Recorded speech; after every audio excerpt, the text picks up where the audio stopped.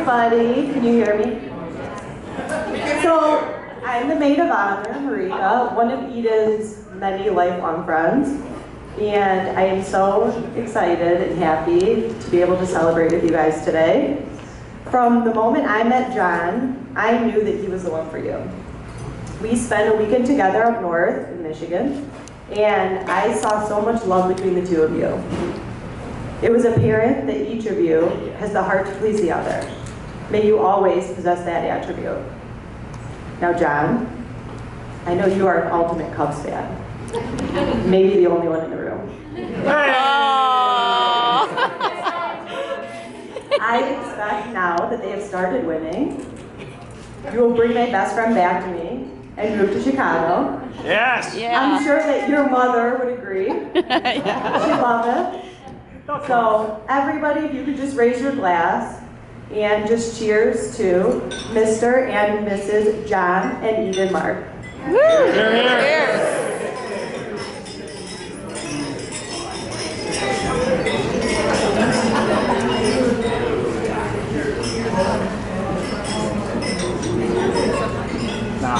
Doesn't matter, I'm running. Round of applause for Marika, ladies and gentlemen. That was beautiful. These aren't easy, you know, getting up here and talking on a microphone like this. I have a feeling this guy might have an easier time. I don't know though. Let's bring up the best man, Brandon. Let's hear from him. We might need a dance first.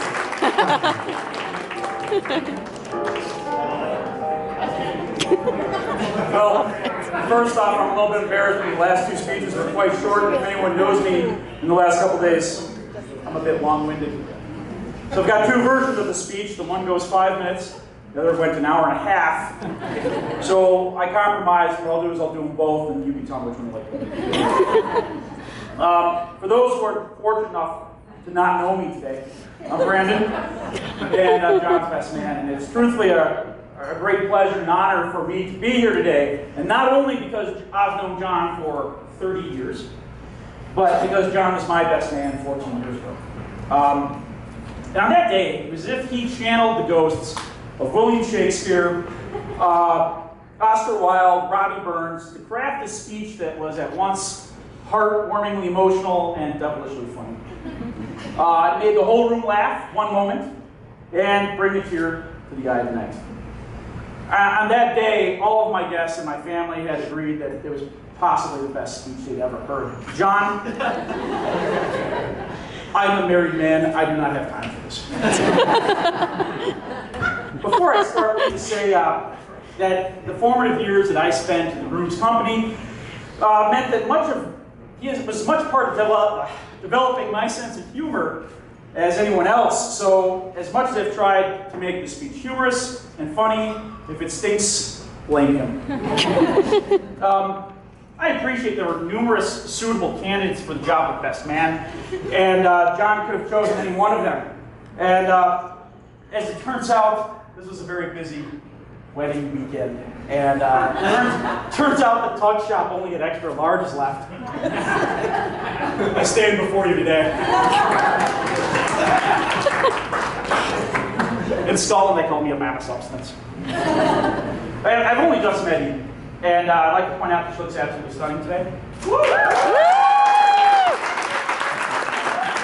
John, I'd like to introduce you to a term, out of your league. Being asked to do this is a bit like presenting the Oscars. It's a real honor to be up here, but the real winners today are John and Eden. Eden, I suppose, is sort of a Cameron Diaz sort of figure. Yeah.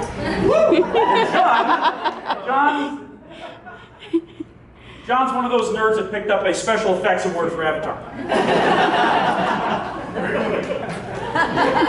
Now, I've known the groom my whole life, and he's been the kind of friend everyone strives to be and everyone hopes to have.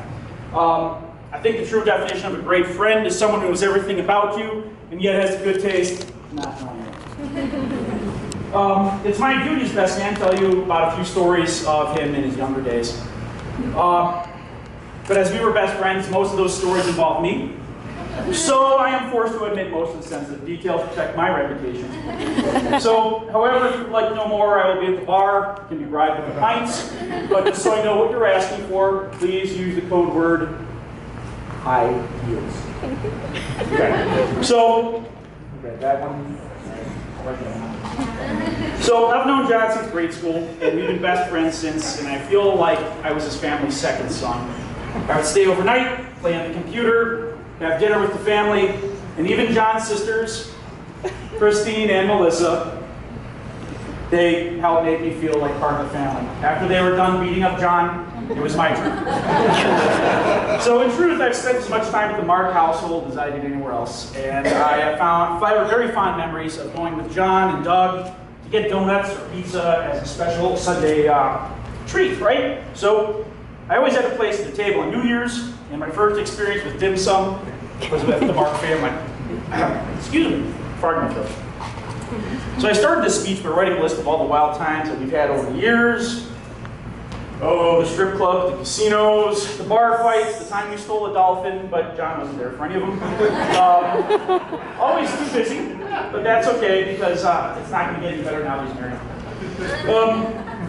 At least actually he'll get better now because he's much better at answering for female. John and I are terrible friends and moved out of state after grade school. John went to West Point, I enlisted in the Navy. Our careers took us all over the world. John moved eventually back to the Midwest after Germany, then moved to Boston. I, in the meantime, was running around Norfolk, Hawaii, California, and only recently settled back down in the Midwest. But despite so much distance, John and I have maintained a rare kind of friendship where we can pick up where we left off, no matter how long or wherever we're at.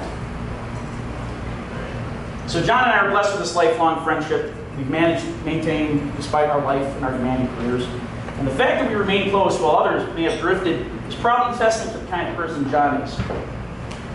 Someone who invests in relationships for the long term, with an openness of heart and mind that very few are capable of. I can't think of a more suitable compliment to pay a man on his wedding. Eden, I've known John for a long time, and I love him like a brother. So now that you're part of the family, I extend that love to you.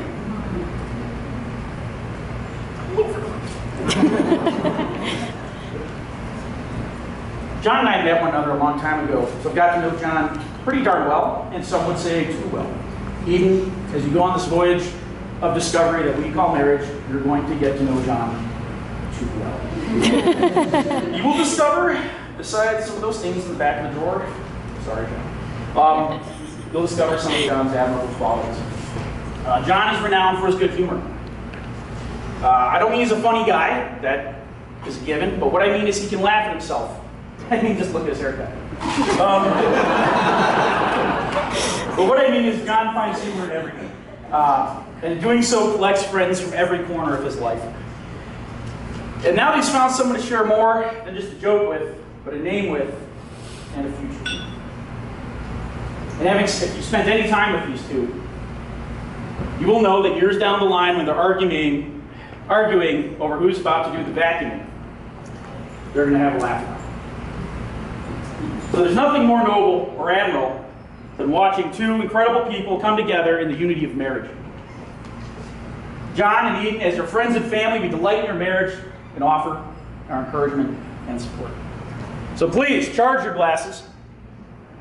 Join me in a toast to the bride and groom, to a long life filled with adventure, love, and cherished memories. John and Eden. Cheers. Schlange.